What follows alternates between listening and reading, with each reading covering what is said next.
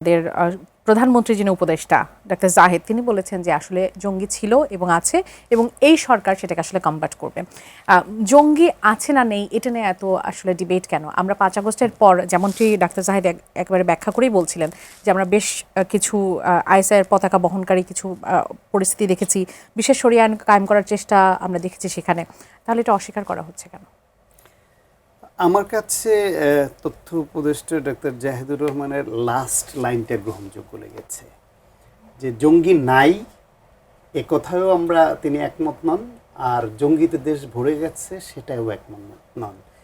আসলে এরকম যে বর্তমান বিশ্বে জঙ্গিবাদের যে বিস্তার সেটা কোনো নির্দিষ্ট একটা দেশ কেন্দ্রিক অনেক সময় না, তাদের ইন্টারন্যাশনাল নেটওয়ার্ক থাকে এবং বিভিন্ন দেশে তাদের যাতায়াত, বিভিন্ন দেশে যখন যেখানে ফেভারেবল এনভায়রনমেন্ট পায় সেখানে তারা বিস্তার লাভ করে এটা করে। সুতরাং একেবারে জঙ্গি শূন্য হয়ে যাবে সেটা ভাবাও মুশকিল, আবার জঙ্গিতে খুব থ্রেটেনিং কন্ডিশনে আছি আমরা সেটাও না।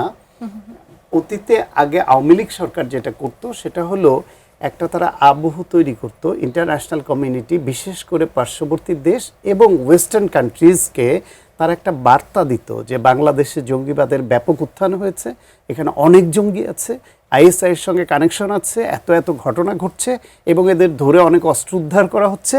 সুতরাং আমরা গণতন্ত্র হত্যা করি, আমরা হিউম্যান রাইটস ভায়োলেশন করি, গুমখুন করি, যা করি না কেন ভোটের অধিকার করে কেনে নেই, অ্যাপার্ট ফ্রম দিস এই দেশে যদি জঙ্গিবাদ দমন করতে হয় তাহলে আমাদেরই তোমাদের লাগবে।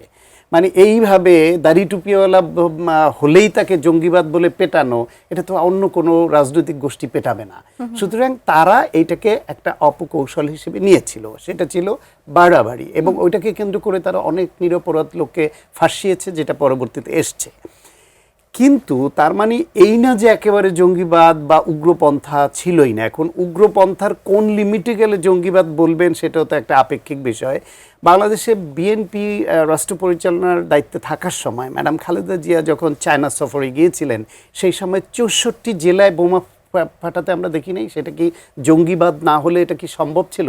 সিম্পলি একটা উগ্রবাদ রাজনৈতিক গোষ্ঠী বা অরাজনৈতিক গোষ্ঠীকে এটা পারে জঙ্গিবাদের সঙ্গে কানেকশন ছাড়া একযোগে 64 জেলায় এক সময়ে বোমা বিস্ফোরণ ঘটানো। সুতরাং জঙ্গি তখনও ছিল, সেটা দমন হয়েছে।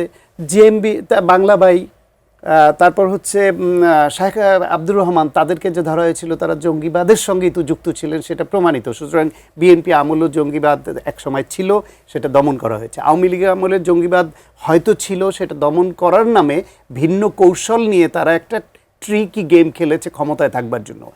এখন যেটা হয়েছে, গত 1.5 বছরে ইন্টারিম গভর্নমেন্টের সময় জঙ্গিবাদ ইস্যুটা ওইভাবে আমরা দেখিনি। নতুন করে এটা একটা আলোচনার সূত্রপাত হলো, কিন্তু জঙ্গিবাদের কোনো তৎপরতা আমাদের কিন্তু চোখে পড়েনি। চোখে পড়েনি, যেমন ডাক্তার জাহিদ বলছিলেন যে ওই সময় আমরা কিছু বিষয় দেখেছি যে পতাকাবাহী বিভিন্ন ধরনের বিশেষ পতাকা আমরা দেখে পেয়েছি, যেটাকে জঙ্গিবাদের সাথে তিনি রিলেট করার কথা বলছিলেন। তদন্ত করে বের করুক, গোয়েন্দা সংস্থা আছে তদন্ত করে তারা বের করুক। ফলে জঙ্গিবাদের কোনো তৎপরতা, বিশেষ কোনো হুমকি, কোনো উড়ো চিঠি কিংবা কোথাও কোনো তাদের এরকম থ্রেট হতে দাঁড়াতে পারে এরকম অবস্থা আমরা দেখিনি। হঠাৎ করে জঙ্গিবাদটা কেন আলোচনা আসলো, এর দুইটা দিক আছে, দুইটা দিকেই আলোচনা এখন সচল আছে। একটা হচ্ছে বাংলাদেশের এই জঙ্গিবাদের ইস্যুটা প্রথম কিন্তু বাংলাদেশের সংবাদ মাধ্যমে আসার আগে ইন্ডিয়ার সংবাদ মাধ্যমে এসছে। তাহলে ওরা আমাদের 2 দিন আগে এখানে জঙ্গিবাদ সতর্কতা এটার খবরটা কি করে পেয়ে যায়? তার নাকি তাদের ওইখান থেকে এটা উদ্ভব হয় নিউজটা।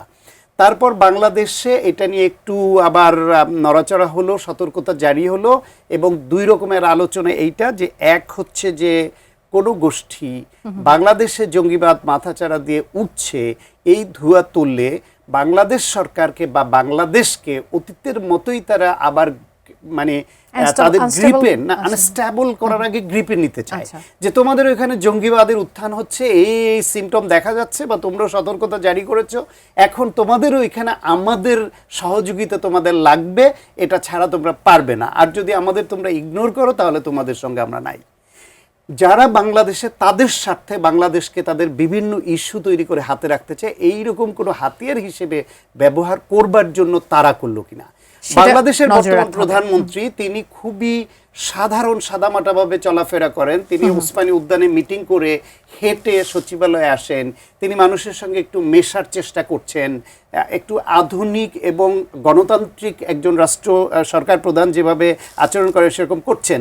জঙ্গিবাদের ইস্যু এইভাবে সামনে এনে তাকে আবার কনফাইন্ড করে ফেলা হয় কিনা যে না, অনেকগুলো বিষয় এর সাথে আসলে আছে। বিচ্ছিন্ন করে, এই সমালোচনা কেউ কেউ করছেন। আবার সরকারের তরফ থেকে আসলেই এরকম কোনো ইনফরমেশন আছে কিনা যে এই সরকার ক্ষমতায় আসার পরে তাদেরকে ডিস্টেবিলাইজ করে দেশ, তাদেরকে বিপদগ্রস্ত করবার জন্য আসলেই জঙ্গিবাদ নিয়ে যারা খেলে তারা আবার সম্পৃক্ত হলো কিনা। এখন যেহেতু স্বরাষ্ট্রমন্ত্রী এখনো পর্যন্ত এটাকে ওইভাবে স্বীকার করেননি, আর তথ্য উপদেষ্টা যেটা বলেছেন সেটা একটা সাদামাটা একটা বয়ান, এটা কোনো তথ্য প্রমাণ না।